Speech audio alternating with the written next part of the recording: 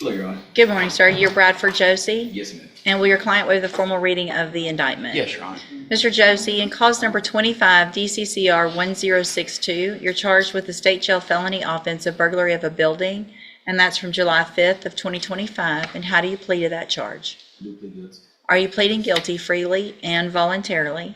Yes, ma'am. And are you pleading guilty because you did what they charged you with? Yes, ma'am. I have here on the tablet some documents that have your signature on them that the state has marked as exhibit number 1. Before you signed these, did you go over them with Mr. Wilkerson? Yes, ma'am. Do you fully understand them? I do. And do you understand, if I follow the agreement that you made with the district attorney, that you'll be waiving or giving up any right to appeal? Yes, I do. And it looks like the agreement that you've reached is for a 2-year term in the state jail prison, but that would be probated for 5 years. There would be a $500 fine as well as $4,010 in restitution, and that you would be ordered not to go onto the premises of bicycle sports and follow all of the other rules and conditions of probation. Is that your understanding? It is my understanding, Your Honor. Do you also understand, if you're not a U.S. citizen, that a plea of guilty or no contest may result in your deportation, exclusion from admission to the country, or denial of naturalization under federal law? Yes, ma'am. State tenders number 1. No objection. It's admitted. Is there any evidence that Mr. Josie's not competent? No, Your Honor. With regard to waiving pre-sentence report, is there a criminal history? Judge, it's minimal. I just show a previous misdemeanor conviction for burglary of a vehicle and another misdemeanor conviction for possession of a controlled substance. That's all I show. Any objections, since we know that restitution amount, to waiving that? Oh, no objection, Judge. No objection from the defense, Your Honor. All right, Mr. Josie, I'm going to find that you entered your plea of guilty freely and voluntarily. Find that you're mentally competent and you understand the nature and the consequences of that plea. Find sufficient evidence to find you guilty, and at this time, I'm going to waive the pre-sentence report, find you guilty of the state jail felony offense of burglary of a building, follow the agreement that you made with the district attorney, sentence you to 2 years in the state jail prison, but I'm going to probate that, and you'll be on probation for 5 years. You are ordered to pay the $500 fine. You're ordered to pay the $4,010 in restitution and to follow all of the other rules and conditions of probation, including not being on the premises of bicycle sports. If you do everything you're supposed to on this probation, then for all practical purposes, your case here in court is over, and you'll be able to serve that 2-year sentence while you're out on probation. The other side of that is, if you violate any condition of probation, you can be brought back into court and you would be looking at that 2-year sentence that you've already agreed to. Do you understand? I do.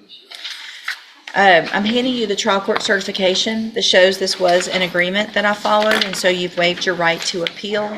I have also handed you a written admonishment regarding your ineligibility to possess a firearm or ammunition. Excuse me. Because of the judgment entered against you, you're ineligible under Texas law to possess a firearm or ammunition. Possession of a firearm or ammunition could lead to charges against you. Firearm is a legal term, and you should read the written admonishment I provide you to see what devices qualify as a firearm.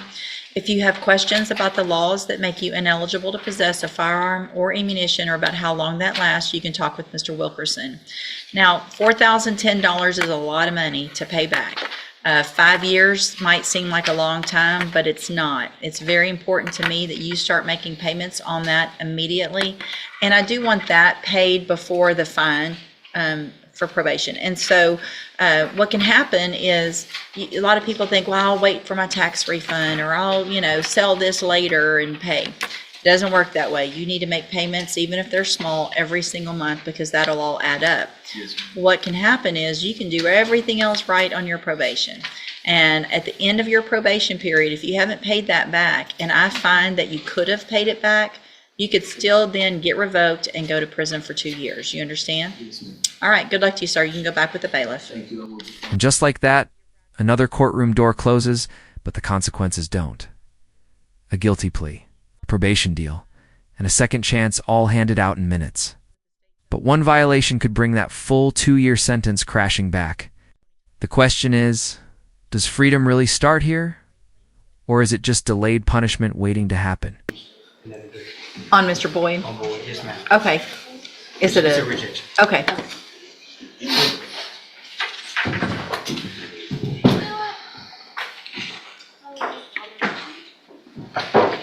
Good morning, sir. Are you David Alexander Boyd? Yes, ma'am.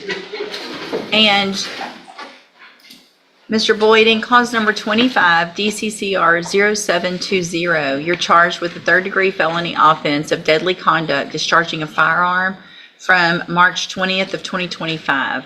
And what that means, sir, is that if you go to trial and you're found guilty, the range of punishment is between 2 years and up to 10 years in prison. Do you understand? Yes, Your Honor. And I'm going to get A, a plea bargain rejection.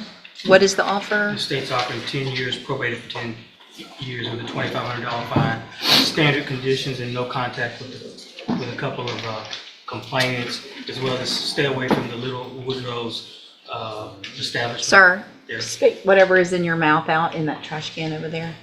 This is the moment everything becomes real. No confusion. No negotiation left on the table. A third-degree felony, a potential 10-year prison, exposure, and a plea deal hanging in the balance. But once a defendant rejects the offer, the courtroom shifts from discussion to consequence.